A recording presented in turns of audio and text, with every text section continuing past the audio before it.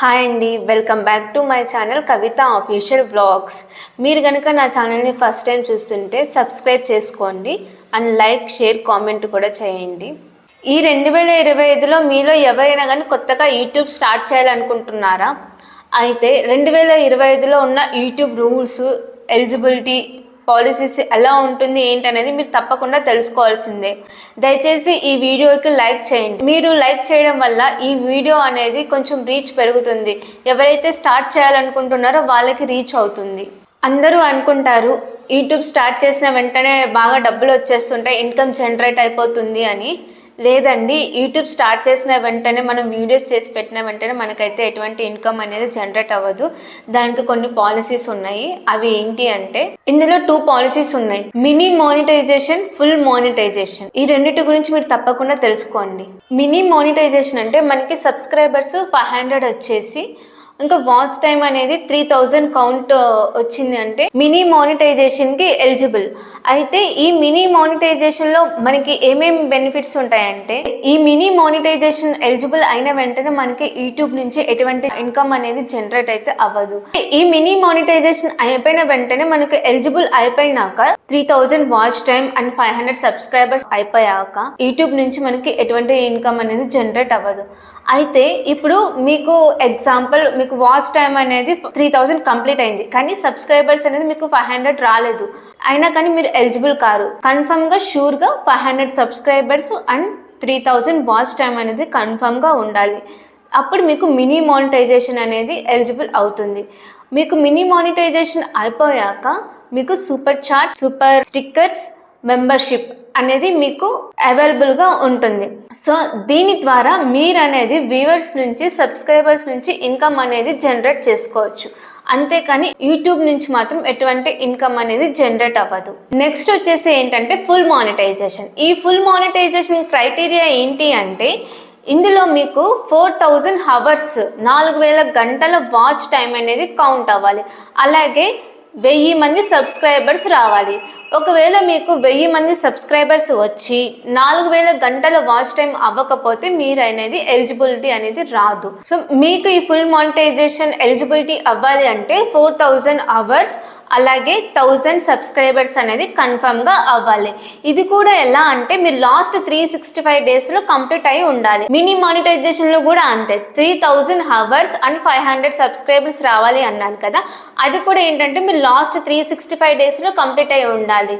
ఇది కూడా అంతే, మనకి ఫుల్ మానిటైజేషన్లో కూడా లాస్ట్ 365 డేస్లో 4000 అవర్స్ అలాగే 1000 సబ్స్క్రైబర్స్ అనేది కంప్లీట్ అయి ఉంటే మీరు అనేది ఫుల్ మానిటైజేషన్కి ఎలిజిబిలిటీ అనేది అవుతుంది.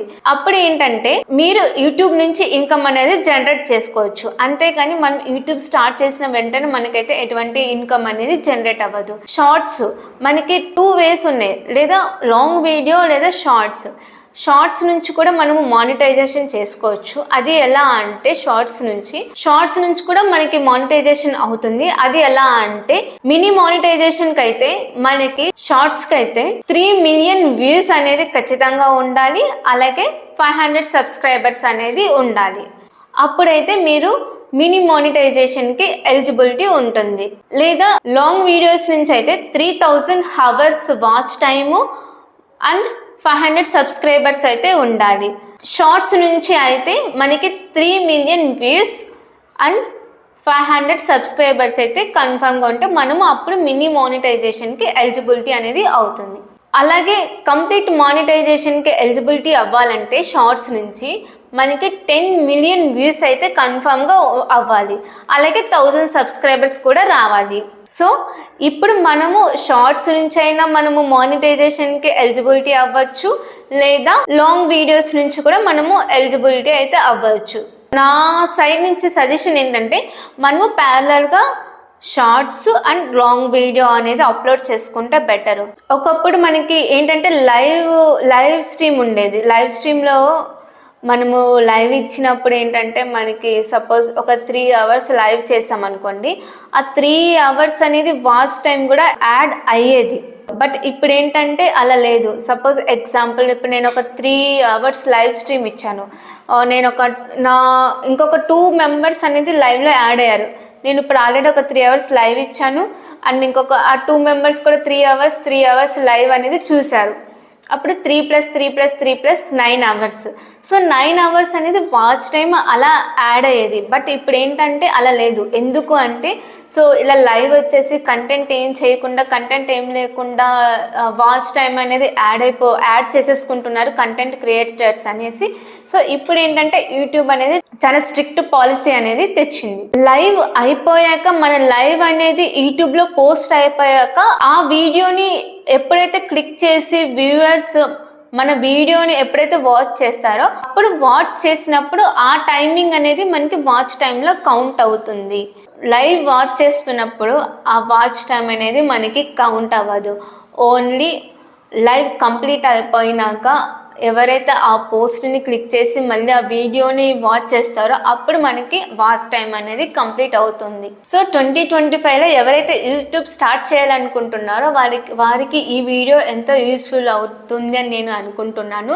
దయచేసి ఈ వీడియో అందరికీ షేర్ చేసి, లైక్ చేసి, కామెంట్ చేయండి. అందరూ నా ఛానల్ని సబ్స్క్రైబ్ చేసుకోండి. ఒకవేళ మీకు ఏమైనా నేను ఇప్పుడు చెప్పిన దాంట్లో మీకు ఏమైనా డౌట్స్ ఉంటే నాకు కామెంట్ సెక్షన్లో కామెంట్ చేయండి. నేను డెఫినెట్గా మీకు రిప్లై ఇస్తాను. ఇంకొక మంచి వీడియోతో మళ్ళీ కలుద్దాం.